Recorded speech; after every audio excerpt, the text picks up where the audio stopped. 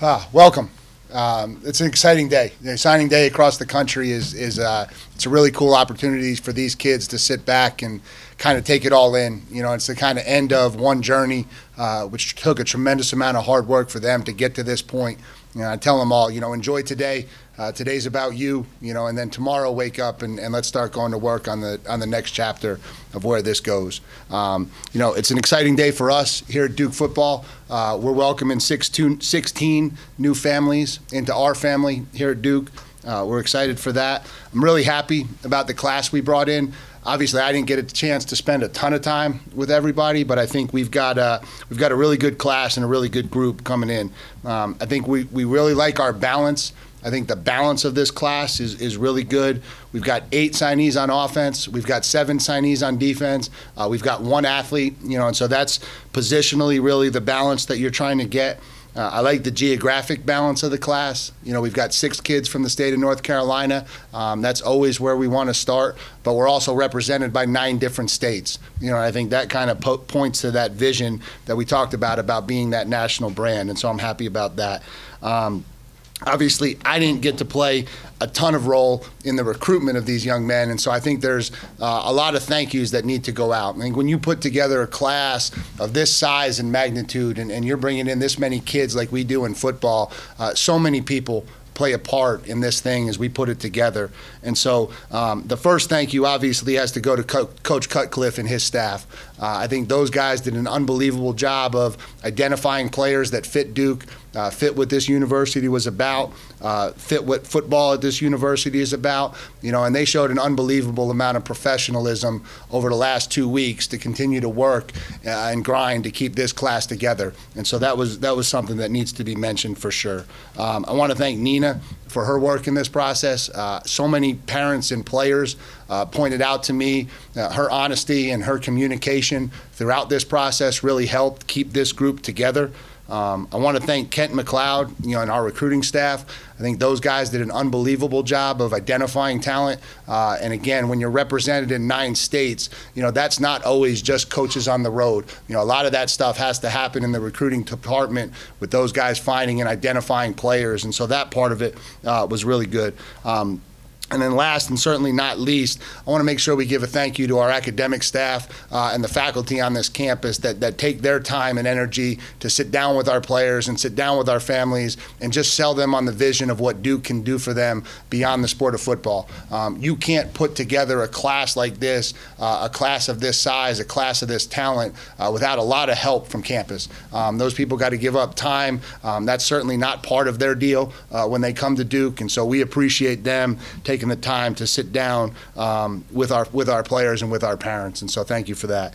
I'm going to talk very briefly kind of about each member of the class. Obviously, this will be a little bit more of a summation than specifics given the amount of time that I've been here, but I did get a chance to go back obviously and evaluate them all. Wanted to go back and make sure I was able to speak on them from an evaluation standpoint and what I saw, and so we'll just kind of go through it.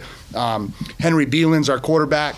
Signed him out of Cardinal Hayes up in New York. Really excited about Henry. He's got a really big arm. I think he can throw the ball a mile. And so we're really excited about that. And then the biggest thing that jumped out to me about him is just such a command on the phone. And when you talk about being a quarterback and having to get in a huddle and have a commanding presence and leading men, that kind of jumps off the page at you when you talk to him. Eric Weatherly is our running back out of Bartram Trail High School in Jacksonville, Florida. He is your prototypical scat back, extremely explosive, dynamic, can put a foot in the ground and change direction, and then really excited about what he can do coming out of the backfield catching the ball. And so I think he adds a lot of versatility into how we can use him. Jaden Cash Watkins is a wide receiver from the Asheville School in Asheville, North Carolina. Tremendously tall kid, has a tremendous catch radius, and I think that is really important nowadays because when you talk about having to make contested catches, third down conversions, red zone touchdowns, that big catch radius is extremely difficult to defend, so really excited about him.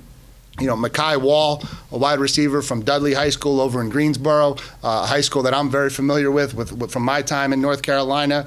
He's one of our 2 North Carolina state championships, and so congratulations to Coach Steve Davis and their staff for winning a state championship this year. Makai is an electric player.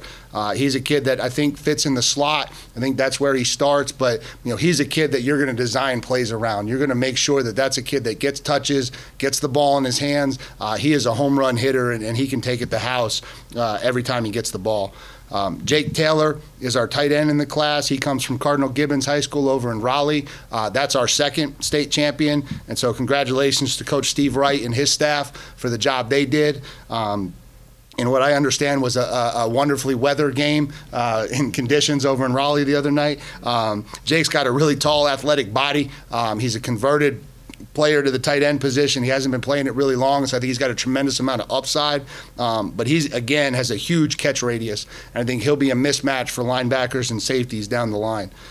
Really excited about our O-line group. We brought 3 of them in.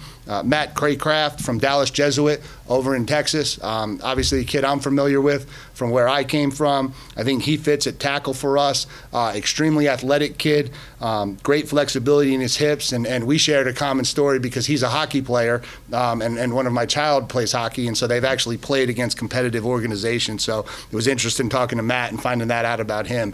If you got an offensive lineman that can get on skates, that's an impressive trait for sure. Stephen Namias is an O-lineman from Marist, just outside of Atlanta, Georgia. He is your prototypical interior offensive lineman.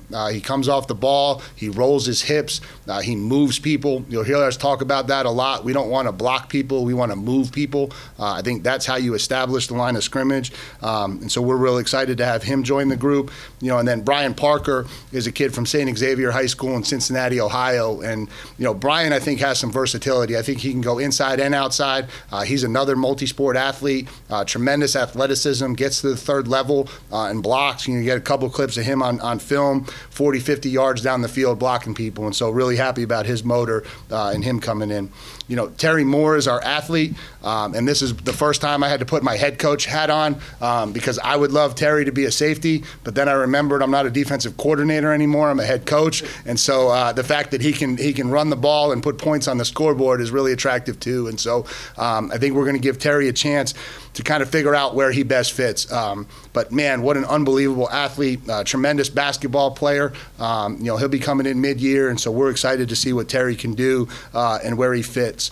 Vincent V.J. Anthony is a defensive end from right here in Bull City, C.E. Jordan High School. Man, he is what you want on the edge. Tall, athletic, can rush the passer, can really, really impact the game coming off the edge. And so we're excited to have him join us. Wes Williams is a D lineman from Battlefield High School in Northern Virginia. Another athletic, big body. And you'll hear us talk about trying to identify those types of kids. When you're trying to recruit big-bodied athletes, you want kids that have athleticism and can move sideline to sideline. And Wes can certainly do that. I think he's got a lot of upside to play at a lot of different spots across the defensive line. We'll kind of see how his body develops and grows over the years to come. But we're excited to have him for us.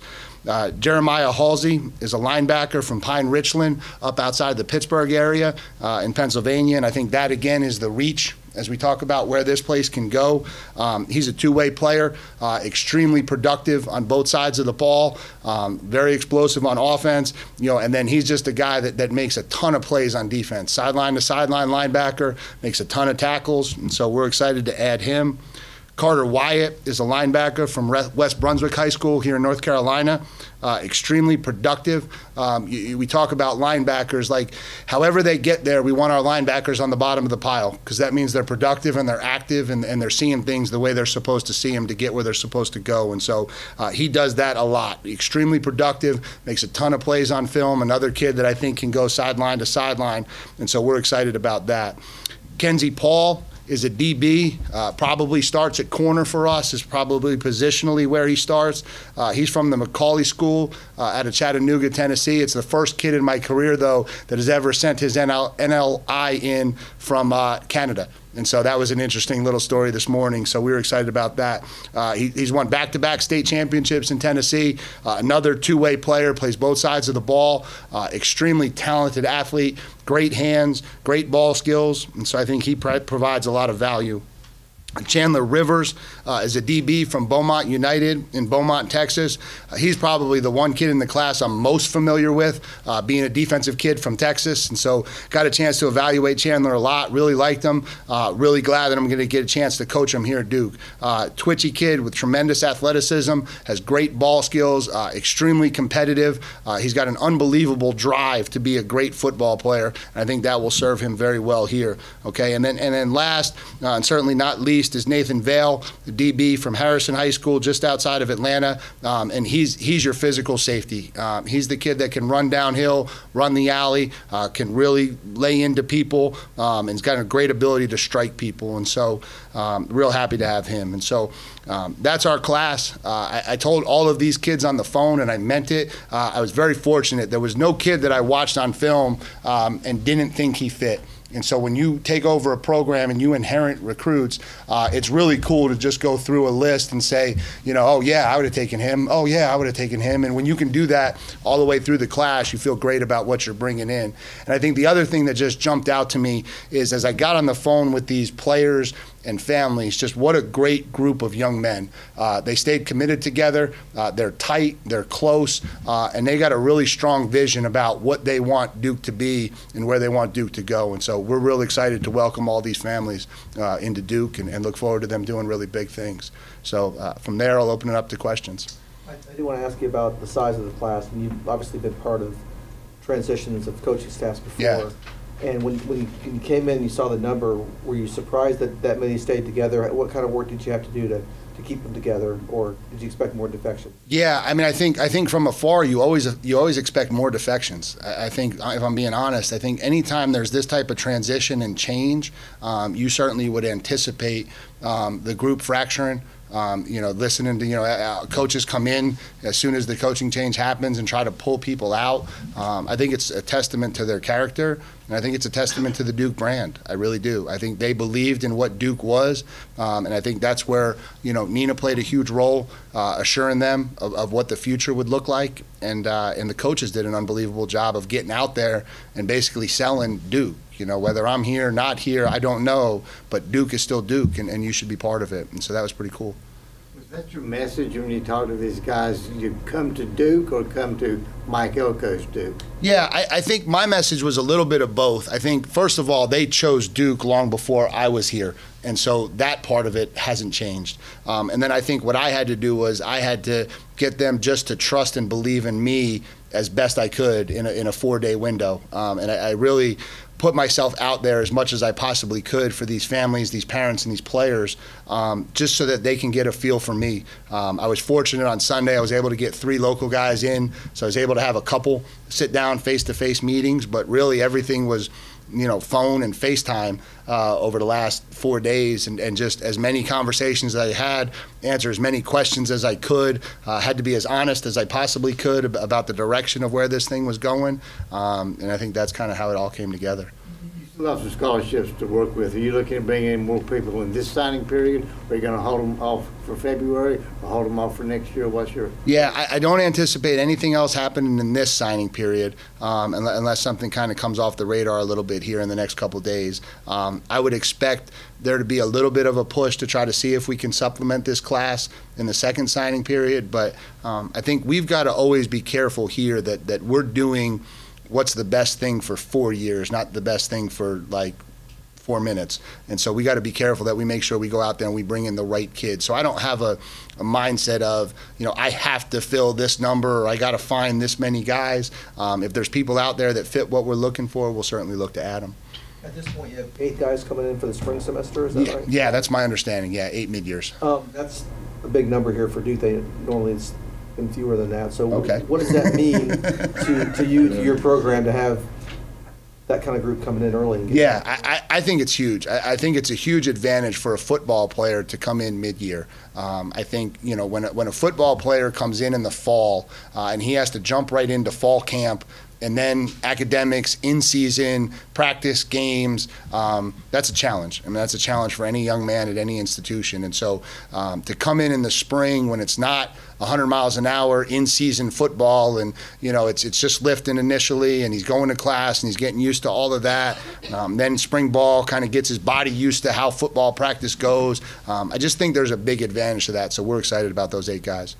Does your focus now shift a little toward the transfer portal now that you've got these 16 signed? Yeah, I think it's always a combination. I think to me, it's all a tool. And so I think there's a pool out there of kids who maybe don't sign today for whatever reason, whether it's a group of late bloomers or, we'll try to make sure we dig under every rock we can to just see if there's anyone left that fits our profile. And then I think obviously the portal's a pool, and whether that's undergrads or grad transfers or whatever the case may be, again, the way college football plays now, you've got to be aware of those things, and you got to be able to try to take advantage of them.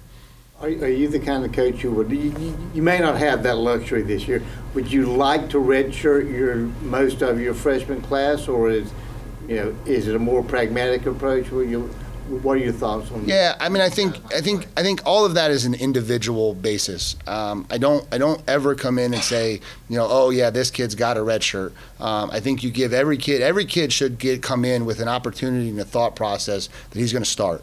I think we want to recruit kids that are competitive in nature like that.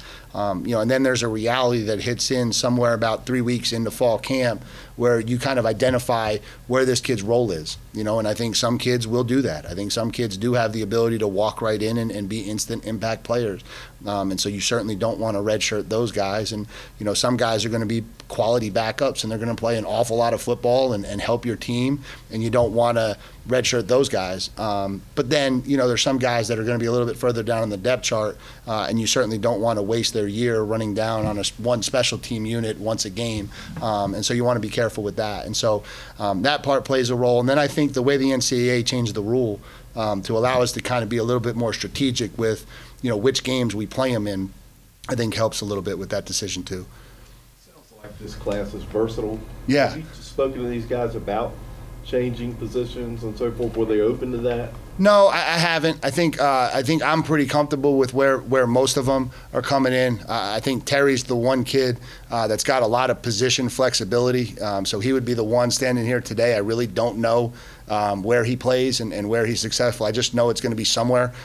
He was one of the kids that came over, and so I got to sit down with him and his family, and that's exactly what I told him. I said, I'm not exactly sure where, but I know you're going to be an impact player for Duke, and so we'll kind of figure him out as we go through. Also, you speak about the reach.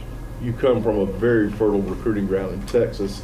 Will you in the future kind of delve into that state? And also, it seems like you're more willing to go maybe into the Northeast, different places. Yeah. I think I don't know that there's necessarily like we're going to dive into this area a little bit more. I like the I-95 corridor. I think that just makes a lot of sense for Duke, and so that extends you north into the Northeast, and so I think that makes sense because of the drivability and obviously the name recognition that you have up in that area. But I also think that there's a reach in Texas. I mean, we've got kids from Ohio. I'm not out of the ballpark of going to the West Coast if there's kids out there that fit what we're doing or what we're looking for. So I don't think it's necessarily, putting a greater attention into any certain area. I just think it's having our antennas up on a national scale of where kids are that might fit who we're looking for. How much do you know about the existing players and what you have potentially coming back next year? None. No, that's a little bit of an overstatement. No, I've watched some film, obviously, and got a pulse and feel for what the program looks like. I got a decent feel for what we have. We're kind of in the process. We make what we call profile tapes, which will really give me a chance here in the next couple weeks of sitting down and studying each kid thoroughly. To just get a feel for what they are and where they are and just kind of where our depth chart looks like. But that to me is a little bit on the I got some time before that happens. I got until spring ball to kind of get that situated. There's some other things that are a little bit more on the fronting edge. That actually segues into my question. Have you given thought to when you're going to start spring ball? Are you going to have a spring game open to the public, that sort of thing? Have you finalized that or started thinking about it at all? Are we going to have a spring game open to the public? No. I haven't got that far. This has honestly been such a crash course of everything that goes into being hired, trying to meet the people on this campus that are extremely important, and that you got to do that, and then spending as much time with these kids as I possibly can. And so now, as I get out of this press conference, I think there's a little bit of a step back where I get to get into a little bit more of an organizational mode and try to figure out some of those things. Have you already had coaches reaching out to you at this point? I know you have Oh yeah, no, yeah. And there's a tremendous amount of interest in coming here to Duke. And again, I think it's very similar to what I said at the podium the other day. People want to be here. I think people understand what this place can be. I think they understand what this place is capable of. And I think it resonates to coaches the same way it resonates to kids. I mean, it's Duke, and I think people want to be part of this thing. When you're looking at potential assistant coaches, how do you prioritize their relative ability to recruit, to game plan, to develop their players? I mean, yeah. Is it all of the above, or does one thing take precedence over the other? No, I think it's balance. I mean, I think it's balance on the staff. I think you're trying to create a level of balance in all of those areas when you put a staff together. And every coach has certain strengths and weaknesses, and so you don't want to overload with X and O guys. You don't want to overload with recruiters. You want to find guys who have a lot of balance in those areas. Find as many complete coaches as you possibly can, and you just kind of go from there. How would you describe the overall 16 guys, overall talent in this pool of guys? How would you describe them? Speed, strength, how would you describe these guys? Yeah, I think it's a great group. I think I'm really happy for them. I'm happy they're coming here. I think they can really make an impact on the field. I think they can be really competitive in this conference. And so, I would just say I think it's a great group, and I'm really excited that they're coming here. Mike, a little off topic. How have you handled with everything going on with COVID right now, and we're seeing with the professional leagues, positive tests and concerns with the current players and recruits? Like, have you had a chance to even talk to them about that with Christmas coming up and everything else, or just reminders of being safe or anything like that? Yeah, I mean, I think this university has handled COVID as well as any university across the country, and so these kids are extremely well educated. That it's still very real. It's still out there. They've got to be very smart in how they handle themselves and try to make sure that everybody stays as safe as they can and come back to campus as healthy as they can. Picture question. Just talking about moving this early signing day back into January. It was new just a few years ago. Yeah. How do you feel about that? What's your thoughts on December? Yeah, I think the whole cycle is just challenging right now, and I think everybody's trying to figure out the right dynamic of it. I think December 15th works to some degree for kids who are committed to places that are stable. I don't know that it necessarily works for kids who are committed to places that have change. And so I think you're going to have to try at some point to find a happy medium to how the whole thing works. But there's no easy answer to that. You move it back to January, you're going to have other issues. You keep it December 15th, there's issues. You move it back to February, there was issues with that. There's no perfect solution. I think if there was, somebody would have figured it out by now. But I do like it from a standpoint of now I'm at Duke, now I'm established moving forward. I like the idea that we can get kids signed on December 15th and wrap the class up and move into the holidays and know that we know who we have and we're excited about them. You had your first visit to Cameron last night. Obviously got a hug from Coach K. What were your thoughts on that process? And I mean, Cameron wasn't in his full glory with the students gone, but yeah, what was that feeling like? Surreal. I mean, honestly, surreal. I said this to my wife last night. As a high school kid watching sports all the time, watching games at Cameron Indoor, if you'd have told me I'd be walking out to center court hugging Coach K as the head coach at Duke, that would have been a pretty good story in life. So it was a surreal feeling, to be honest. Good? Good. Thanks, guys. Appreciate you guys coming out. I'm Mark Watson. Yeah. Hey, Mark. Good to see you. I'll see you around. Yeah.